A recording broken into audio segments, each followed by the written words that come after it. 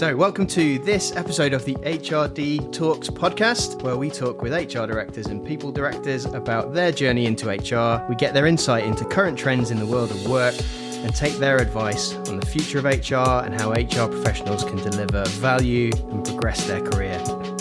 I'm Nic Elliott, employment lawyer, and I'm pleased to welcome Maria Hawley, people director at Fisher German, the property company. Welcome, Maria. Thank you very much. Great to have you along.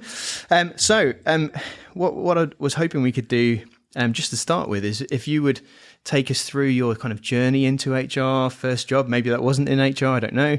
But if you could start us there, and then we'll work through, hear a bit about those organisations that you've been at, and and then we can learn some more about Fisher German. That'd be great. Okay, thank you, Nick. Well, actually, my very first job was on a market stall selling underwear when I was 13. Brilliant. But from school, I really wanted to go into nursing, and that's the direction that I went into. So immediately prior, while I waited for my intake in the January, I did 6 months working in a solicitor's. Okay. Yep. So I was doing the admin and kind of sort of running the errands and all that sort of type of thing. Yep. And then I went into nursing, which I had set my heart on, and very quickly realised that it wasn't for me. Okay. But I couldn't admit that to myself or anybody else. So I went on and on and on, getting more and more unhappy, but realising that I needed to do something. Mm. And actually the escape came when myself and my husband moved to Newbury in Berkshire, and I just decided that I wasn't going to go back into it. And then what happened was, because my mum made sure that there was typing with my A-levels, I went back into an office environment. Yes. And I did a range of roles, administration, secretarial, reception, etc. Occasional, worked in Vodafone call centre for a bit. Yep. And then made the decision that I really wanted to get into HR. Mm. And did you know what HR was at that stage? Had you had experience of that kind of profession and people issues? I'm old enough that it was welfare or industrial. It started out as industrial relations, and then it moved into personnel, and then obviously kind of into HR, and now sort of people. I think I had worked in an environment. I'd seen my mum be not dealt with very well when she worked at a large organisation that will remain nameless. And so that kind of had given me some insight into sort of the type of things that would be involved and sort of would take place. I was initially interested in sort of the recruitment side. And when I first started working at Turner Kenneth Brown, which then became Nabarros. It was a mixed role, so it was a mix of office management and sort of HR, so I did some recruitment. Yep. Realised that it really wasn't probably my key strength, but I loved everything about sort of the whole people journey and experience. And I also had fantastic... I worked with fantastic individuals. You know, I've still got 30-year friendships from there. Plus, I was able to get involved in some brilliant projects. I also learnt my management skills there. So I used to manage a large float team. I got involved in early careers. I was involved in a rationalisation where we moved from ratios from 1 to 1 to 1 to 2 to 1 to 3. I moved to document management, document management, and document production from London to Sheffield. Took it to being 24-hour, all those consultations, all those relations issues. It was the best place to really learn your skill. Yes. Yeah. And really get into sort of the nitty-gritty of everything. And I did. It was a huge, varied, generalist role. It was brilliant. And you had the joy of working with lawyers. And I had the joy of working with lawyers. And if anything helps How could you ever leave? and if anything helps you build your stakeholder management sort of relationship skills, it's working with lawyers. Fabulous. We'll say no more. But you did eventually leave. I did, and then yes. and you went into something quite different. I did.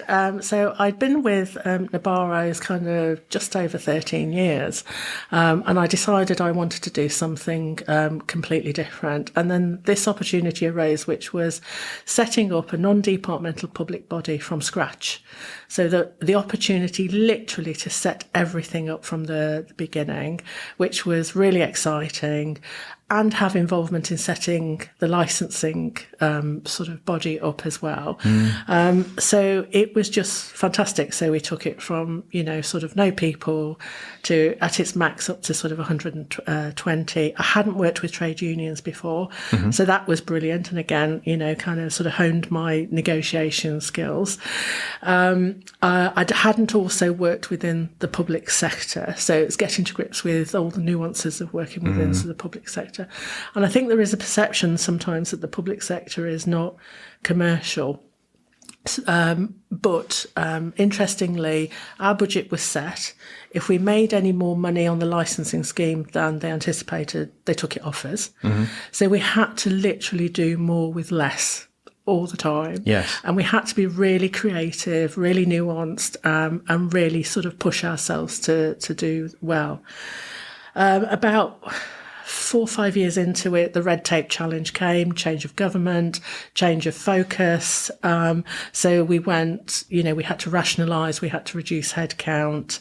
And then further down the line, we had to do that again. At that point, I decided I was going to put in for voluntary redundancy because I think me and the public sector had probably reached our maximum. Yep. So I did, and I had that accepted. And as I did that, the role at Fisher German came along, and probably when I was applying, I thought this will probably be a nice 2-year stint. And while I looked for something else, and here I am 11 years later. Yeah, I was going to say, didn't quite work out that way. Didn't quite work out that way. No. Absolutely. Yeah. Well, so tell us about Fisher German. So I jokingly said with you earlier on that it's nothing to do with fishing or Germans. But this is a brand that people in the sector, in the industry, may well have heard of, others might not have. Yeah. But there's some scale to the business. It's very diverse. Yes. Talk us through some of that. Right. Okay. So I joined in January 2012, and we had about 220 people and about 8 officers. And the joy of it was, from my perspective, was, again, it was like setting up the whole hub function and everything. We now sit at 800 people, 29 officers, and it's been a huge growth. Most of that's been organic, although we have done one large acquisition and one large merger in the last few years. But it's been brilliant. So it's a UK national top 10 firm, specialist property consultants and chartered surveying, and we add value to owners and businesses through a wide range of property services. We're split into 4 divisions. So we have infrastructure services, so we work with utilities companies, helping them manage their assets. Property management and consultancy, working with a range of commercial and rural clients. I always get told off for this, but I say on our rural side, if you think about Downton Abbey, we help them manage and diversify so that they can maximise, the sort of the income out of it. That's a good way of bringing it to life, I think. Yes, is it? And sort of on the commercial side, think of, anything from a retail unit to shops to offices, etc. Yep. Agency, if you look on our website, we have some of the most amazing houses, and only a lottery win is going to get me one of those. But also sort of industrial units. Yep. Advisory services division, anything from building surveying, planning, rating, valuation. So it's really diverse, it's wide ranging, and it's a really interesting company to work for. Yep. Yeah. And when you joined, obviously you're people director at the minute. Did you join as people director 11 years ago? I did not, no. So I joined them as the HR manager. And I was promoted in 2016, so April 2016, to then HR director, but now sort of people director. Yeah. And last August, I was promoted onto the leadership team. Yep. Yeah. Brilliant. And that's gone well. This is where I embarrass you a little bit, because part of the reason we're doing the podcast is that you just won a prestigious award. I do. So in the British HR Awards 2023, and you were judged to be HR Leader of the Year, which is fantastic. So congratulations again on that. Tell us a bit about that. I was telling you before we started that I spoke to somebody yesterday who was at the event, and they said, "Oh, you look very shocked." And I was like, "Well, nobody was more stunned than me." So yes, it was a huge, great surprise. I was nominated by a member of my team, who then told me that I'd been shortlisted. And we went to an event in London. It was during the day, so we had some sort of celebrations. And just thought it was nice to be there. I'd asked to be, if I would speak on a panel about sort of creating a culture that means that talent can thrive. Okay. So we were sort of talking about that, but in no way did I expect to win. So it was a huge pat on the back. But when I went back into work the following day, the team had got some celebrations together, so they got books fairs and stuff like that. But I talked to them and said, "Look, it's me on the stadium. It's all the collective effort. It's the support of the partners in the business. But I have the best team. I have an absolutely brilliant team who are hardworking and dedicated, and this is for all of us." Yeah. And presumably you've built that up over your time there. Yeah. So when I started, there was me, a lot of rolled up sleeves, and then I persuaded. She's now my senior people manager to come across from the business, and she's joined me. And I say to all of the team that it's, I'm the kind of the co-pilot. You're in the driver of your sort of career. You decide where it's going. You decide if you want to stop, if you want to take a break, if you want to push on, if you want to accelerate. And I'm there to help you navigate, remove the blockers, etc. Show you the best way you get around it. And I've got I think 5 in my team who've been promoted, and so they're all doing brilliantly. Yeah. Fantastic. And then one of the other things that I'd kind of highlighted that I wanted to talk to you about, partly because I think it's really important in the kind of professional setting, is your use of LinkedIn. Yeah. But particularly because for an HR professional, I think you are more frequently posting, engaging, and kind of visible on LinkedIn compared to a lot of people. Right.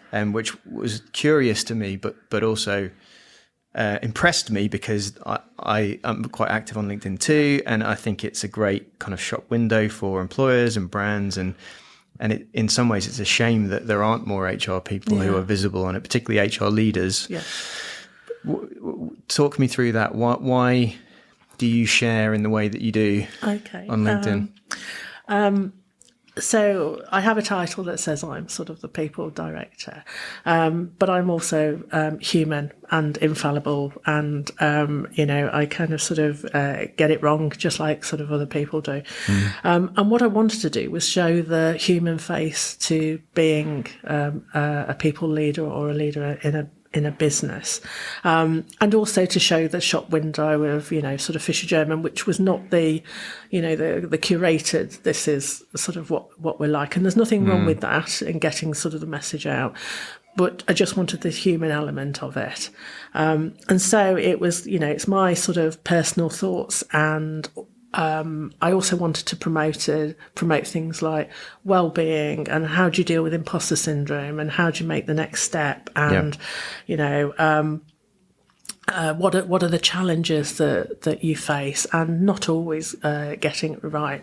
I also wanted to celebrate other people on LinkedIn, but also the team, so that actually they get sort of recognition, and it's not just about me. Yes. Yeah. And I've noticed that, but both in terms of the fact you're very generous in celebrating other people, I think particularly women leaders and women that you are aware of, but also that there's an inspirational feel to a lot of what you post as well in terms of the content too, which I think is excellent. And certainly that, I think it's always been the case, hasn't it, that people have thought, well, people by people and want to work with people, and that personality is important. I think increasingly it's being badged as personal brand and that kind of thing these days, isn't it? But I think it's the same thing, and I think it's great to see. So we'll make sure that your LinkedIn profile is tagged in the write-up of the podcast.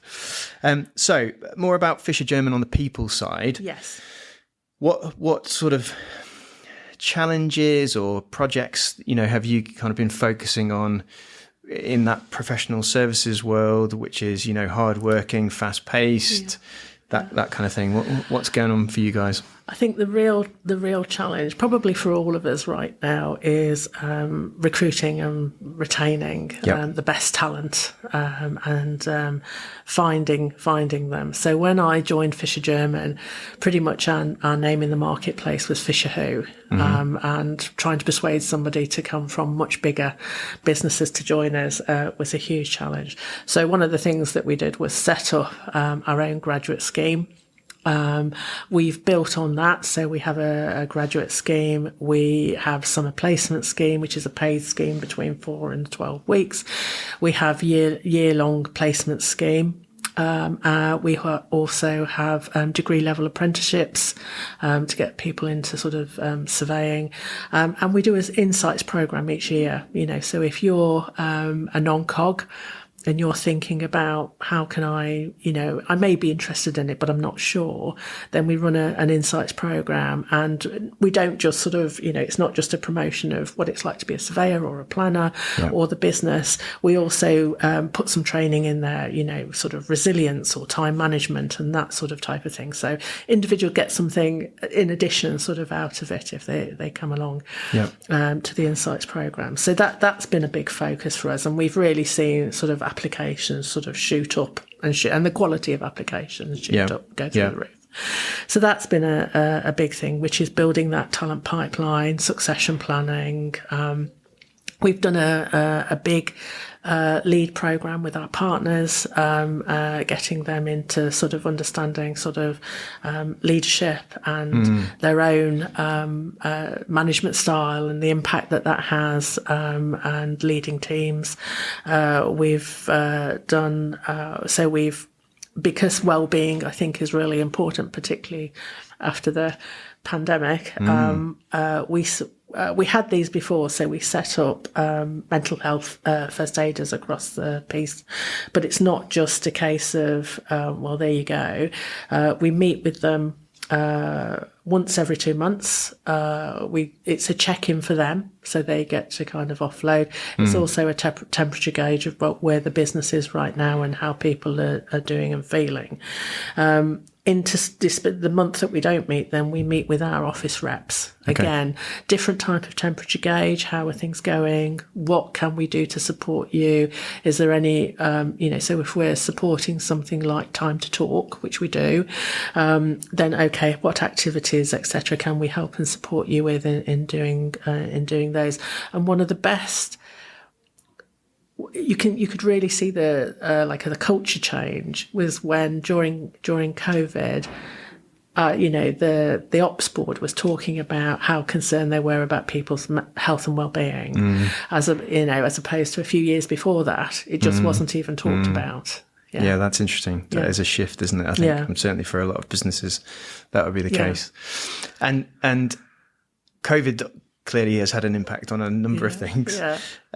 What are you seeing post-COVID in terms of the way that the workplace has changed? So I'm thinking flexibility, hybrid, talent, retention, new expectations that employees have, employers approaching things in slightly different ways. I mean, during COVID, one of the things we did introduce was a thing called Business Blend. So we have a program that randomly matches two people. So you're paired up throughout the business, and you could be paired with our managing partner. You could, unfortunately, be paired with me, or anybody. And the idea was that, rebuilding the human connection, because we were all kind of quite isolated. So rebuilding that human connection. We've now moved into, into the kind of sharing knowledge, cross-selling. How do we kind of sort of get the message out about what a great and fantastic sort of diverse business we are? So all of that. So and the challenge now that you are seeing is that people do have real expectations around remote working, fully remote working. Okay. Versus kind of sort of hybrid working. So we operate a hybrid working sort of model. And what you want to do is to support everybody and their individual needs. But what you don't want to lose is the culture. And Fisher German had, going into the pandemic, had a very collaborative and social culture. Yep. There was always something kind of happening. There was, so one office would do the 3 peaks, another office had to do the 4 peaks. It was that sort of kind of competitive sort of challenge. Yep. And what you don't want to do is to lose that. You don't want to lose that kind of sort of connection. So it's been a balancing act. It's been a balancing act about meeting individual need and meeting the need of the business. Yeah. Yeah. And I guess linked to that, we were chatting earlier about the challenges in professional services of things like hybrid working or the 4-day week. Yes. So obviously there's been a big sort of trial on that. A lot of people have adopted that working practice.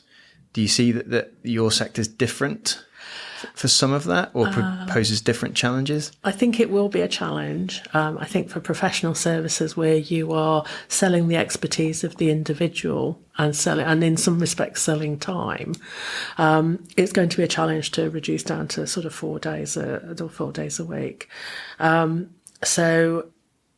But that's not to say that we can't meet challenges. I certainly know of a planning consultancy that are doing a 4-day week, and they've they've maintained their profit line and in some areas increased it. So I think as a business, you've got to really look at it and evaluate it rather than just sort of discounting it.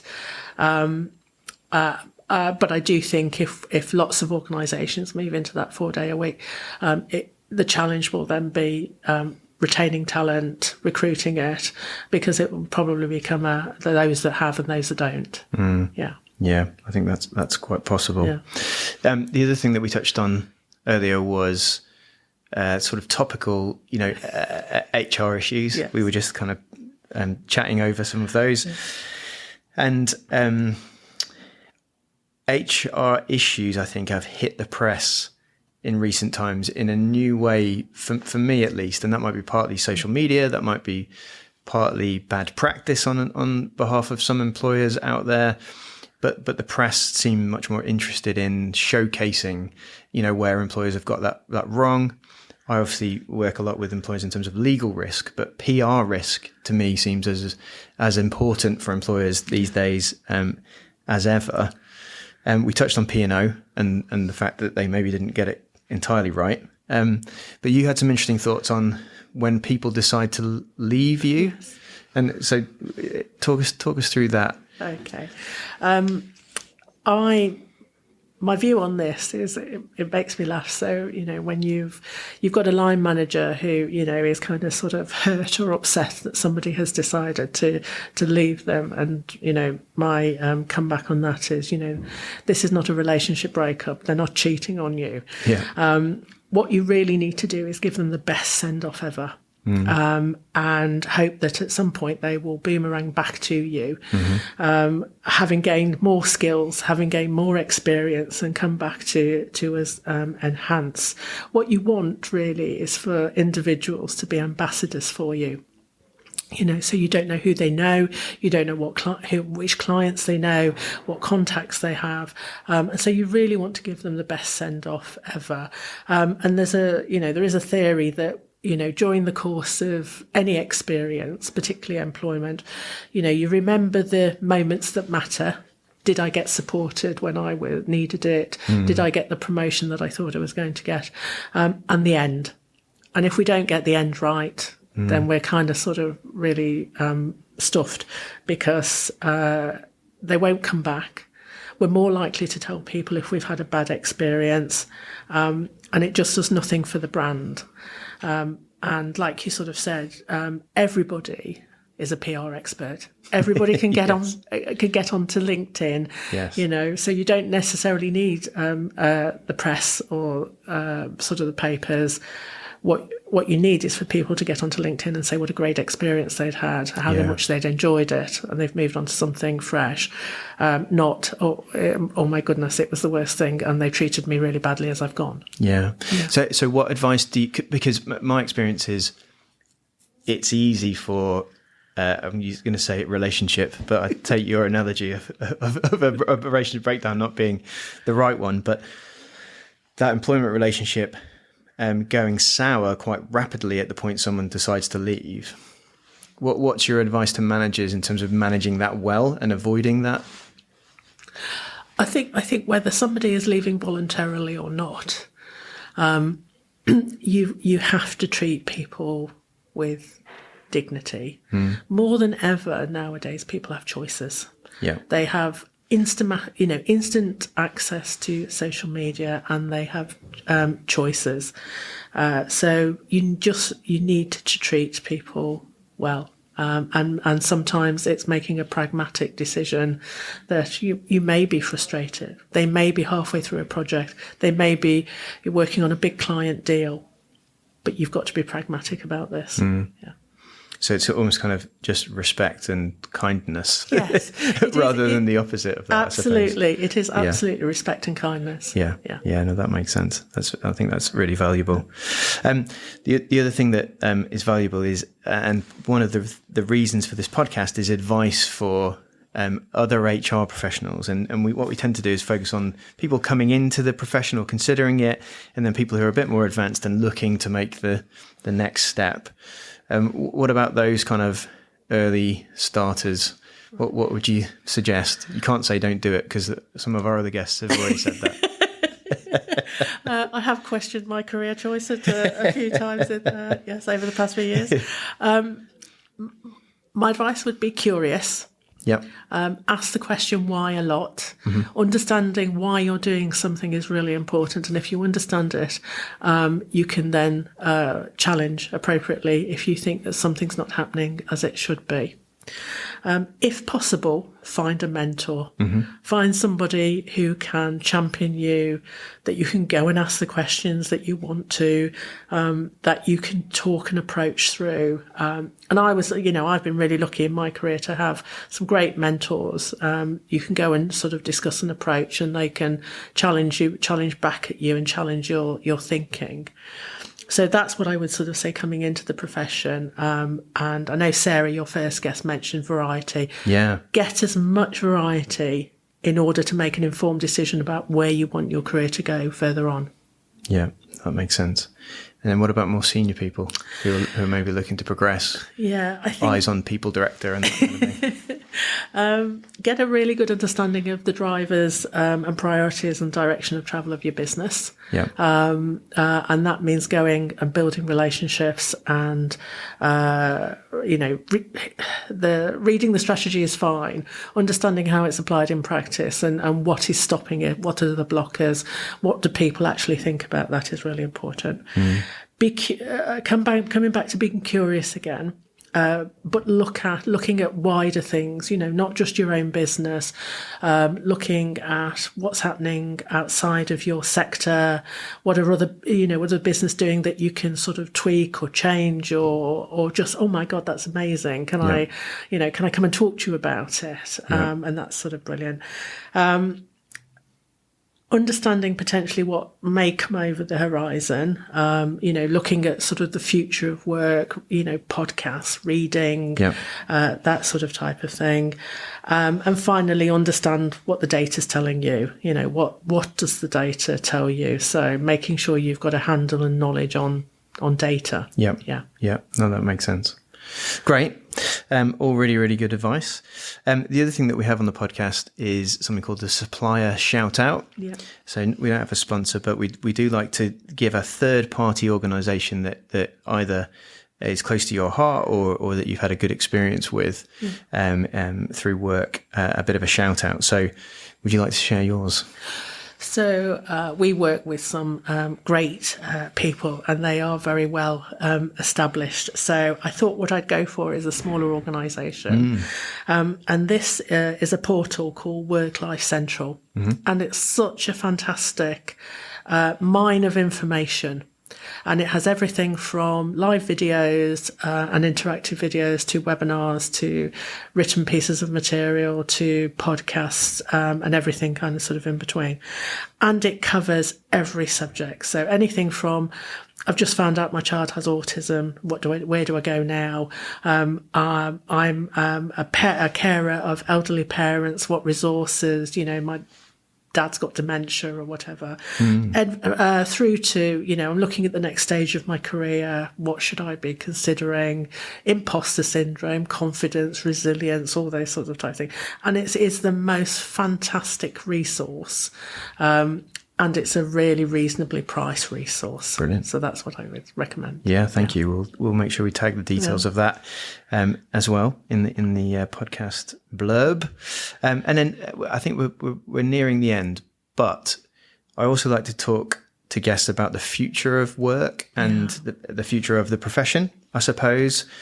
I think we touched on technology as a thing. What are your kind of general thoughts on that side of things? Okay. Anything that you can do to automate and streamline is great, because it helps with business improvement, consistency, standards, compliance, etc. And we've been playing around, not in the business, I personally have been playing around with ChatGPT, and we've been kind of looking at that as a, sort of a team-wise, and sort of thinking, oh my goodness me, write me this policy. I was going to say, or it'll write your LinkedIn post for you. Write my LinkedIn post, yeah. So there's lots of, things I think that will come up. I think what's really important to the generations coming through are things like purpose, diversity and inclusion, ESG, and understanding where they're sort of contributing.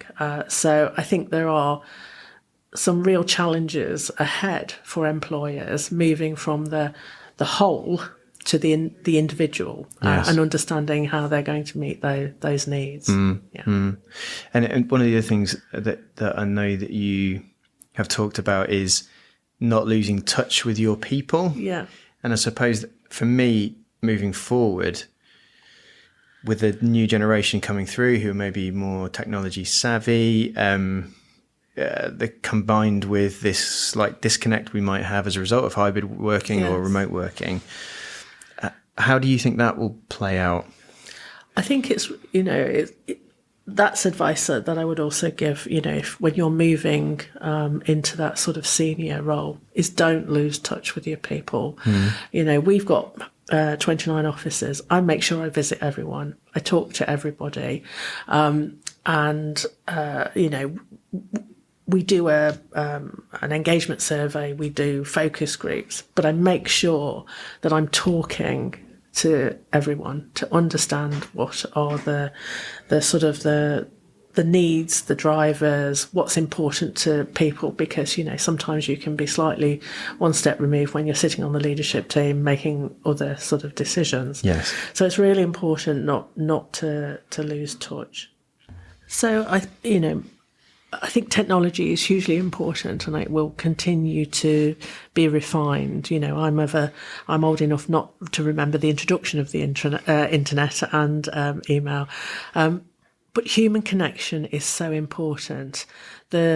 Even the best of us and the most resilient of us still need that sort of human connection. And that, I think, will be the challenge going forward with things like hybrid, remote working, technology, sort of improving all the time. That absolutely personal connection with your people is so important. Yeah, no, I agree. And I think that's probably all that we have time for. What I wanted to say was congratulations again on the award, HR Leader of the Year 2023. Embarrassed you again. Thank you. But I've really enjoyed chatting, and I really appreciate you joining us. So thank you very much. No, thank you very much, Nick, for having me. Brilliant. Thank you. Thank you. Thanks for listening to this episode of the HRD Talks podcast. Hopefully you found the discussion helpful. If so, please follow us on your podcast provider to be notified of future episodes and share with friends and colleagues. For more information on the podcast, please visit actons.co.uk/the HRD Talks.